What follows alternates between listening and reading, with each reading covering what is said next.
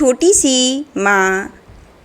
एक दिनहीन 8-10 वर्ष की छोटी सी बच्ची, जिससे कि दुकानदार बोला कि छुटकी, जा देख तेरा भाई रो रहा है, तुमने उसे दूध नहीं पिलाया क्या?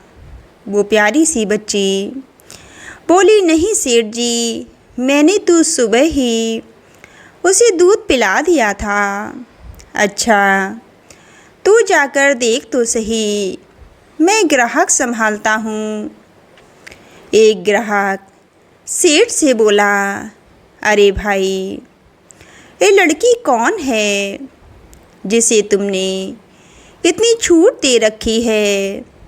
परसों सारे गिलास तोड़ दिए, कल एक आदमी पर इसने चाय गिरा दी और तुमने इसे कुछ भी नहीं कहा।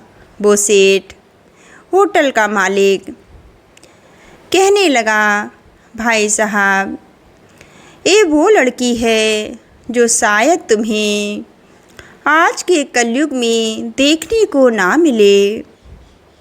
ग्राहक, मैं समझा नहीं। सेठ जी बोले, चलो मैं तुम्हें इसके बारे में शुरू से बताता हूँ। एक दिन दुकान पर बहुत भीड़ थी और कोई नौकर भी नहीं आया था। ये लड़की अपने छोटे से भाई को गोद में लिए काम मांगने आई थी और आप इसकी शर्त सुनेंगे तो दंग रह जाएंगे। इसने शर्त रखी कि मुझे काम के पैसे नहीं चाहिए, बस काम के बीच में मेरा भाई रोए तो मैं भाई को पहले देखूंगी, काम छोड़ दूंगी।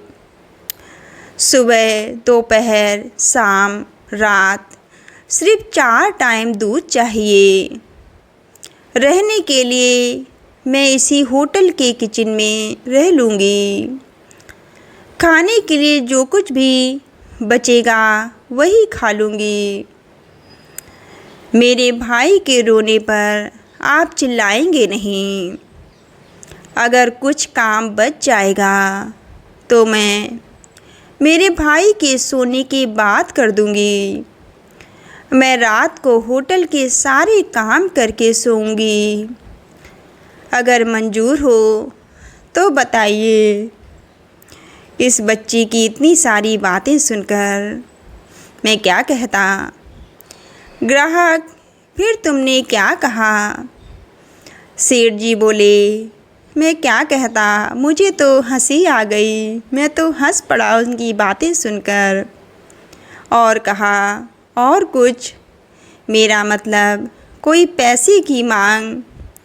तो इसने कहा, बस इतना ही कि मुझे काम मिले। मैं सड़कों पर भीख नहीं मांगना चाहती, ना ही अपने भाई को भिखारी बनाना चाहती हूँ।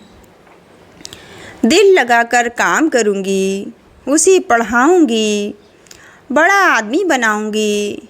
इतने में छुटकी आ गई। सेठ जी, भाई ने चड्डी में सूसू कर दी थी, इसलिए वो रो रहा था। अब सो गया है, अब नहीं रोएगा। मैं अब काम पर लगती हूँ। ग्राहक, तुमने फिर कुछ बोला क्यों नहीं? सेठ जी मुस्कुराए, अरे जनाब, आप बस किताबों में ही पढ़ते होंगे क्या? आपने तो बस किताबें ही पढ़ी हैं। अच्छी चीज़ें ज़रा इसको देखो तो।